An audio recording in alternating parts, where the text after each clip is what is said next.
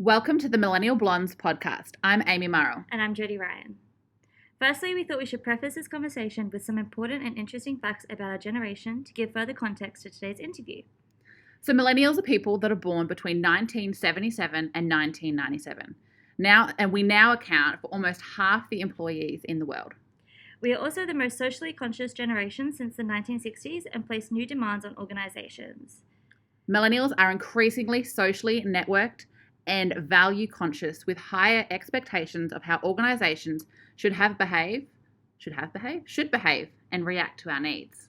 We value work-life balance more than any other generation, however, are as equally committed to work as hard as any other generation.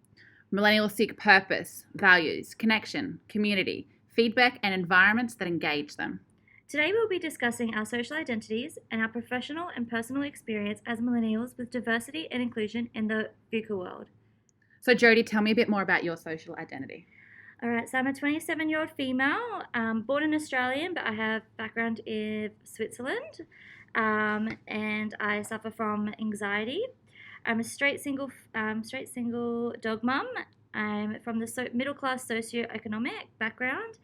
I'm a student, part-time manager, and wellbeing and personal development junkie. And fun fact about me, I'm a descendant from the royal family. Oh, that's so exciting. I know. So my Poppy, his mum is the illegitimate daughter of the King of Switzerland, Gustav. So that is so cool.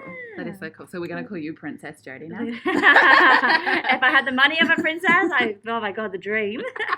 What about you, Amy? What's yours? So I am a 31-year-old female. I am born and bred in Australia, as is all of my family that I know of. I come from a middle-class socio-economic background. I've been married for 10 years. I'm a mother of two, a student, a lecturer, and a business owner. I love that. So what are you most proud of having achieved in your life? So firstly, professionally, becoming a university lecturer within a year of graduating my diploma at the age of 26. One of the things I'm probably most proud of, and I think was the biggest stepping stone in my life and my career, was co-founding a social enterprise that supported women battling breast cancer. So we started the business because my best friend was diagnosed with breast cancer at 37. And we realized that there was no support, but we realized that you kind of got all these brochures and it was really overwhelming when you were first diagnosed and there was no one to talk to and all the information was so clinical. And we wanted to make that easier for people. So we created a pocket guide, which essentially all women now in Southeast Queensland get given when they're diagnosed. Oh my God, you created that. Yeah. That's amazing. And so in it, it's got all different support networks. It's got different products and services that you might need. So if you can go and get massages or where you can buy bras from or where you can get wigs from or skincare that you can use. So we have now released 2 of those. I've now left the company, but I'm still a big part of it and still help out quite a lot. But yeah, working with that was amazing. And we were able to sign brands like Mugu, Light and Easy. So these huge companies were happy to advertise with us, which was so nerve-wracking, but so amazing. So I think that's definitely where my career highlight is. Yeah, that's amazing. But since leaving them, I then started my own business. And I think being able to start that with no financial backing, all business experience, apart from obviously starting Know Your Knockers, and then going from 1 client to over 30 clients in 8 months was huge. So my business is going incredibly well, which is just mind-blowing to me. I am literally so proud of you. That's so amazing. When I saw this, I was like, I cannot wait to hear about all this. This is so cool. It's pretty awesome. So that's professionally. And then obviously, personally, I think becoming a mum of 2, being married for 10 years to my husband is super amazing. But then also overcoming a fear of being judged. I think in the last few years, I used to be, everything that I did was based on what other people thought of me. And just recently, I'm kind of do you know what? I don't really care.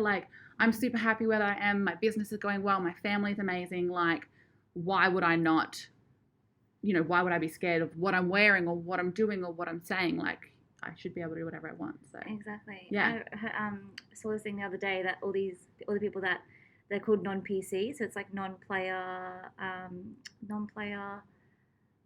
what's the word? I don't know, but it's basically like they're not in your immediate world. It's like, Yeah. why do they care? They're just background characters. You know? Yes, And exactly. I thought that is such a cool way to look at things. Like, Yeah. non-playing characters. That's Yes, it. yeah. So I love that now, and I'm like, that is like what I'm going to think. Well, that's of. it. It's like the person down the street doesn't care Yeah. what you're doing, what you're saying. Like, as long as your friends and family love you, like, Exactly. that's all that matters. And you're so accomplished, so honestly, who thank cares you. what they think? That's it. Thank you. So what are you most proud of? Definitely. So professionally becoming a restaurant manager at McDonald's and receiving 2 awards during that time. One was I made it into the top 10 for restaurant managers in Queensland, Northern Territory out of like, Wow. you know, there's probably like 200 of them or something. So that was pretty cool. And then the award that I got received before I became a restaurant manager was Outstanding Future Leader, which was top 10% out of Queensland and Northern Territory. Wow. And I won that within a year of each other. So I was very, pretty impressed. How long have with you been that. there for? I've been at Macca's on and off for about 6 years. Wow, that's so good. Like, I Yeah. think if you think about like being a manager, that's a short kind of period of time, but to be able to achieve that, that's so cool. I went from crew person to manager in a year, and then manager to first assistant within a year, and then manager to restaurant manager within a year again. So it's like a fast progression. Yeah. And I've just kind of been doing that ever since, which is fun. So good. And then also going back to university to pursue my passion in marketing and PR, and receiving 2 PhDs for my first 2 assignments. Yay! Felt pretty good. I was very proud of myself You because should be. I feel like practically I'm really good, but to see that like mentally, like intelligently, like I'm also very good makes me very like happy. And then also every job role that I've had, I've managed to secure leadership roles, which is like, I think that's pretty cool. Yeah. So, You've obviously got like, and other people obviously see how hard you work and how you are team orientated as well, which is perfect. Amazing. Thank you. And then for me personally, just dealing with, I was diagnosed 2 years ago in February with severe anxiety and depression, and now I have just anxiety, which is great. I managed to knock the depression for now, so I'm very proud of myself for that. That's amazing. But I also learned, like in my like personal journey with that one, is that anxiety is actually not it's not like a weakness, it's actually like a strength. So and people with high empathy, which I have in all of my emotional intelligence and in my Gallup's quiz, like high empathy, it results in high anxiety. It's just one of the side effects, I guess. So so now knowing that they work hand in hand, it's just like another thing that I can kind of use as put into a strength. So do you think knowing that now, like knowing that it is a strength, that you're going to look at it different ways? Oh, absolutely. Like when I realized that about 2 weeks ago, when I was reading the Mind Strength Method book, I was like, oh, okay, this is actually like, I feel better with my anxiety now. It's not a burden. I just am like, oh, this is just a process, you know, this is just a thing. So definitely, and I feel like I'm always going to have anxiety, but I feel like I'm managing it every day. I'm managing it so much better. So I'm pretty proud of that. So good. So next question, let's roll into it. What obstacles have you had to face? So professionally, being a millennial blonde and a female, you can often be put into a box or stereotyped, which I'm sure that you would definitely have had problems or situations similar. Yes. And then there's also a stigma that boomers and Gen Z have with our generation as millennials, and almost that we have to kind of prove ourselves and work harder to show that we are of value, or we are like capable, and we're not just, you know, the blonde stereotype. And I feel like boomers think we're too young, and then Gen Z think we're too old. It's kind of like we're just in this weird middle ground. Literally, and they just think that, oh, like they're just like funny and silly, and they don't take things seriously. But like we're a good balance, I think, of fun and like smart. Yeah, for sure. Absolutely. And then personally, I suffered from imposter syndrome when I first got promoted to my restaurant manager role, even though obviously my promotion and that didn't reflect it, but I just felt like, what am I doing here? Like, who am I?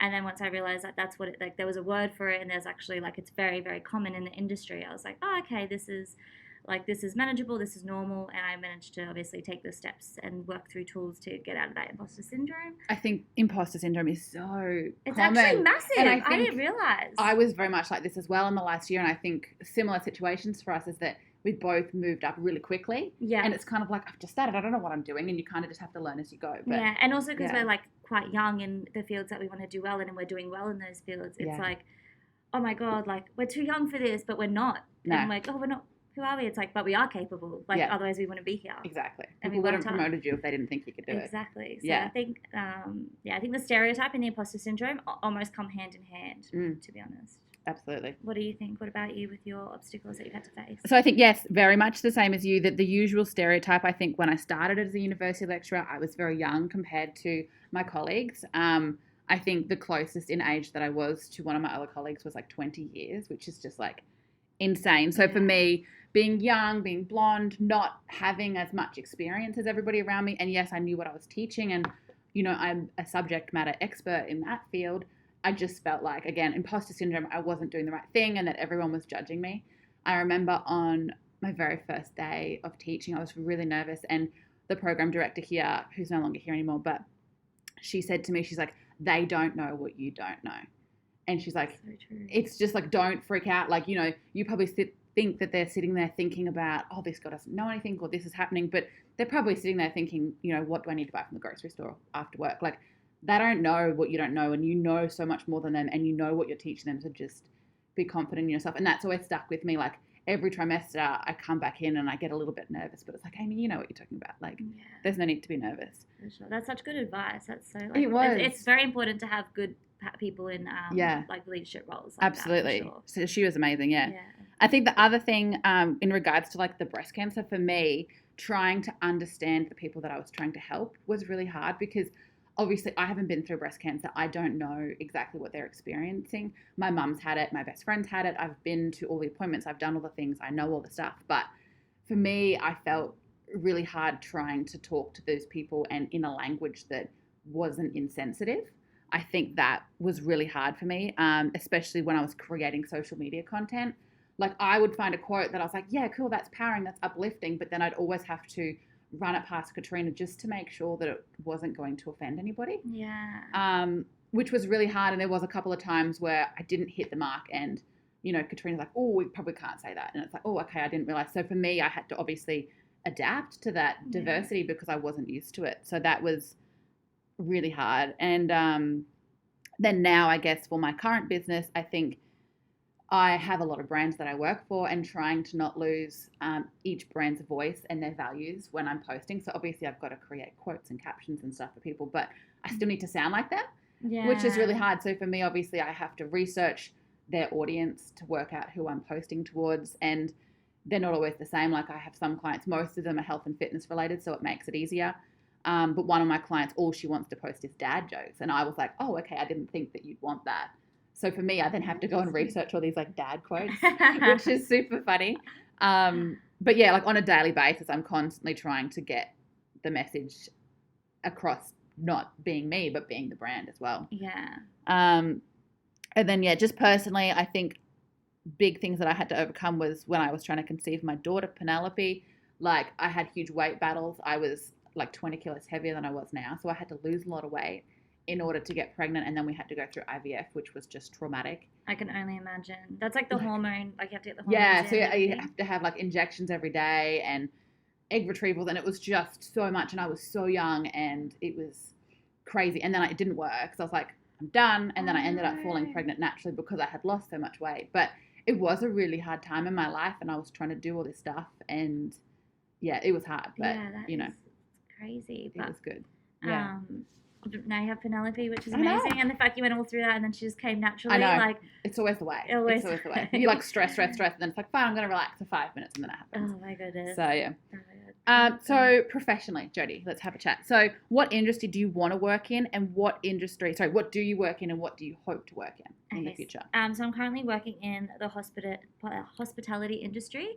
I've been working in that most of my professional career, but I've also worked in retail, warehousing, travel and tourism, and loved all those. But the industry I'm hoping to work in is marketing and public relations, specifically being a manager, hopefully for an established beverage company, whether that be Red Bull or an iconic alcohol brand, or even just a small boutique company that specializes in well-being and health products, because that's pretty like aligned with what I love, but also love free alcohol, so that could be a vibe. And I just feel like that would be such a fun I think it would be fun. industry to work in for sure, but also essential. I Yeah. like, my main thing is like I want to be in essential industry, so Yeah. I've got to. I feel like I feel like you suit health and wellness. Yeah. And it's so like freeing and stuff. Whereas and like very flexible. Yeah. And like, yeah, so I feel like they'd have like lots of brunches and yogas. love that. Yeah, it's free yoga. Yes, please. Yes.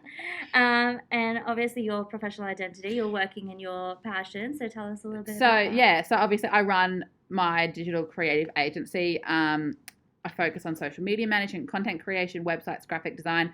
And I obviously want to stay in that field. I want to build my business up. And the whole reason that I'm doing this is because I've got the graphic side of it down. I've got the branding side of it down, but I really wanted to learn more about the marketing and side of it. So making sure that the content that I was creating is relevant for what it needs to be and targeting the right kind of audience. That's what I was hoping to do. So Love that. yeah. And what barriers do you think you could have with diversity and inclusion in that profession or in your profession now? Yeah, so I think staying current is really important. You don't want to obviously be sharing the same content over and over and over again. And I need to be staying ahead of trends. Mm-hmm. I don't know how I do it. I generally always do stay really ahead of trends. I don't know what I do. Because or you're a how I do trendy it. girl. I'm just like super trendy. Just naturally trendy. I know, right? So I don't know what it is that I do. Like I just always seem to be creating things, and then like a couple of months later, I'll see what I've created somewhere else, and it's just really bizarre. Oh but my God, I love that. But I you're think- very creative. Like Yeah. you just everything you show me, I'm like, wow, it just so impressed. comes up with it. It's funny actually. I did a course last week about branding, and someone said, "Oh, this is what I want my brand name to be." And I'm like, "Oh yeah, I can see the logo. It looks like this, and this." And everybody in the room was like, "How did you do that so quickly?" I'm like, "I don't know. I just can do it, I guess." And that's the creative side of my brain, and it's the strategic side, which is one of my strengths. Like it's just I'm always thinking about, okay, what's the best way that this could work? Like that's just I break it down and it just happens. So. I love that. And then stereotyping and fear of judgment, I think, are things that I need to, work on. Yeah. So, what about you? I think another great thing that you mentioned there before was like when you did the breast cancer, how you had to be really aware of the like what quotes and stuff you can Yeah. use. I feel like that was like really on point with this kind of specific question. Yeah. So professionally would definitely be stereotyping and having like I feel like having to go that little extra hard just to prove myself in the initial probably like 3 months of every job or just any like new task that I get given. I definitely feel like I have to always kind of break out of that blonde kind of bimbo bubble. And then personally, I think a big barrier for me would be mental health and making sure that I don't suffer from imposter syndrome again, or if I do, I don't get too far into it like I did last time. And also just experiencing burnout, because that's what resulted in my depression. So kind of like I feel like I've done a really good job with boundaries now, but just working for a company that understands boundaries and understands mental health and is really an advocate for that and not just say that they are and then they're not. Like it's very important to me to have a great support, like a support network in a company, and especially in like it's the 21st century. Like it's so common now for people to be open about their mental health. So it's important for organizations to be just as open and inclusive of it, because it's like it's definitely like recognized now as one of like a diversity identifiers. So yeah, absolutely. for sure. And so, what are some things that your future employer should know about your skills and your story to help build diversity and an inclusive workplace in the VUCA world? Love that. So firstly, I think we should explain what VUCA means. So it is the term VUCA stands for volatility, uncertainty, complexity, and ambiguity. How do I say that? Yeah. It originates from the U.S. Army War College in Carlisle, Pennsylvania. It has been developed as a means of describing the world as it is now, and it is increasingly relevant for how we describe our work and social environment. So Rodriguez states in her scholarly journal that the VUCA world is the common ground where different generations, baby boomers, Gen X, millennials, and Gen Z, live and relate to each other generational. There we go. Yeah. Generational diversity has become the norm in many organizations. Alrighty. So for me, for volatile, I focus and activator as a Gallup top 5 strength. So I'll be able to leverage my ability of being adaptable, finding clarity on a vision, and focusing on end result, and being able to make quick troubleshooting decisions to do well in this. As a millennial, I am naturally great with technology and learn new systems very quickly. U for uncertainty. As someone diagnosed with anxiety, I am very familiar with the feeling and fear of uncertainty and have had to learn to be comfortable with an unknown. I've been given many tools that allow me to be comfortable with this certain aspect and implement these daily. Having this method has built up my resilience and ability to cope with uncertainty, which I believe will make me an asset for future job roles. C for complexity. Another one of my Gallup top 5 strengths is empathy. I'm able to tap into and consider the complex environment and nature of our work and social environment, and how to connect and understand the diversity of our fourth industrial revolution world, which we're in right now, which is crazy. That's I did crazy. not realize we were in the fourth industrial revolution world, but we are. Did you know that? Well, no, I didn't, but I kind of assumed that we'd be like further along than the fourth, to be honest. I feel like every year there's like new technologies coming out, but yeah, that's cool. So maybe next year will be the fifth. Yeah. And then A for ambiguity, I would leverage my number 1 Gallup strength, positivity, as well as my built-up resilience from a mental health journey to manage risk and accept that not everything is clear and is always changing. By staying positive and resilient to the complex environments of the 21st century, bring hope and consciousness to the world around us, and can hopefully have a positive impact on the company I work for. I am fortunate enough to have high emotional intelligence, and that all my top 5 strengths work extremely well together. And I've also learned recently that my anxiety is actually a strength. It is very important for me to work for a company that I'm not only passionate about, but that is diverse and inclusive, especially with mental health. And the World Economic for 2020's Diversity, Equity, Inclusion state that having a sense of belonging at work means that the work environment provides high psychological safety and employees can bring their full selves to work without fear of judgment. And I think that every company should ensure that their business is giving that off that environmental energy, which I said just before. Yeah, absolutely. That definitely goes in what you were saying before. Like, to be able to go to work and know that you can have a mental health day if you need it, or you're not going to get overworked, is so important. So, absolutely. And what about you? So for me, so for fertility, I am a very hardworking, proactive thinker. So like we were talking about before, I kind of like to think, say, current of trends. So I'm kind of always ahead of different things that are happening. I stay focused on the task at hand. I'm always moving forward, even with an ever-changing industry.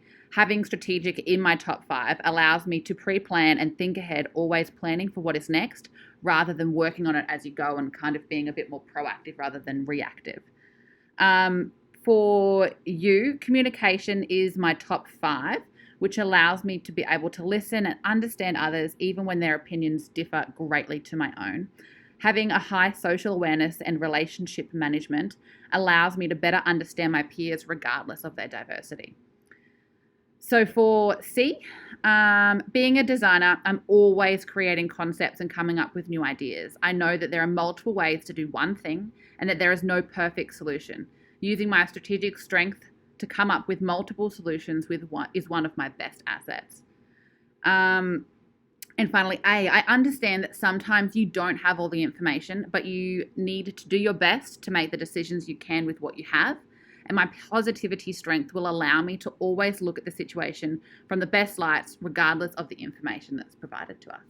I love that. So I think we've both got really strong, like, morals and things going into this. Like, we know exactly what we want from other people and what we can give them, which is amazing. Exactly. And I love that, we do have a lot of similarities, but we also do have a lot of differences in the fact that we are diverse in our own, like, similar but still diverse. Yeah. And that we kind of want the same thing for inclusiveness as well. So we see that in the same page for that one. Absolutely.